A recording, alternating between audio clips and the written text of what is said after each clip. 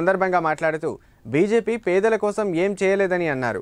ప్రతి వస్తువుపై జీఎస్టీ విధించారని మండిపడ్డారు. ఆత్రం సుగుణను భారీ మెజారిటీతో గెలిపించాలని పిలుపునిచ్చారు.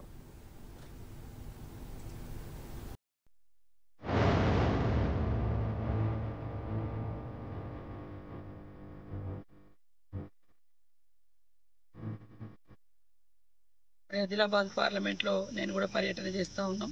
నిన్నంతా కూడా కాగజ్ నగర్ సిర్పూర్ ఏరియాలో 4 మండలాల కార్యకర్తల మరి ప్రజల మీటింగ్లను కూడా ఏర్పాటు చేస్తే బ్రహ్మాండంగా ప్రజల యొక్క స్పందన ఉంది.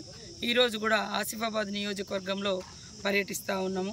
ప్రజలందరూ కూడా అర్థమైపోయింది, బీజేపీ పాలనలో రాబోయే కాలంలో సామాన్యుడు బతికే పరిస్థితి లేదు, అట్టడుగు వర్గాలకు ఆత్మగౌరవం కూడా మిగిలే పరిస్థితి లేదు. భారత రాజ్యాంగాన్ని కూడా తీసేసి మరి ఎస్సీ ఎస్టీ బీసీ మైనార్టీ మహిళ ప్రతి ఒక్కరి స్వేచ్ఛను హరించే విధంగా, హక్కులను హరించే విధంగా, రిజర్వేషన్లు తొలగించే విధంగా బీజేపీ ప్రభుత్వం కుట్ర చేస్తుందనేటువంటి విషయం కూడా స్పష్టమైంది. కాబట్టి ఆదిలాబాద్ పార్లమెంట్ నుంచి ఆత్రం సుగుణ గారికి ఒక టీచర్కు అవకాశం ఇచ్చింది కాంగ్రెస్ పార్టీ.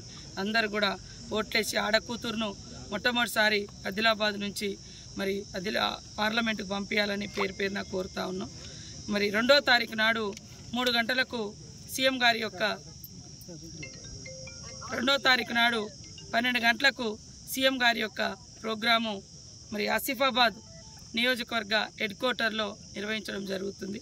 కాబట్టి ప్రతి ఒక్కరు కూడా వచ్చి ఈ యొక్క సభను విజయవంతం చేసి, ఒక ఆడకూతురు ఆత్రం సుగుణ గారు పేదింటి బిడ్డ, ప్రజల మనిషి, ప్రశ్నించే గొంతుక పార్లమెంట్లో ఆదిలాబాద్ ఆవాజును వినిపించడం కోసం మేము ముందుకొస్తున్న సందర్భంగా సీఎం రేవంత్ రెడ్డి గారు వచ్చి ఆమె తరపున ప్రజలకు అప్పీల్ చేయబోతున్న ఈ బహిరంగ సభకు భారీ ఎత్తున కదిలి వచ్చి ఈ సభను విజయవంతం చేయాలని కోరుతాం.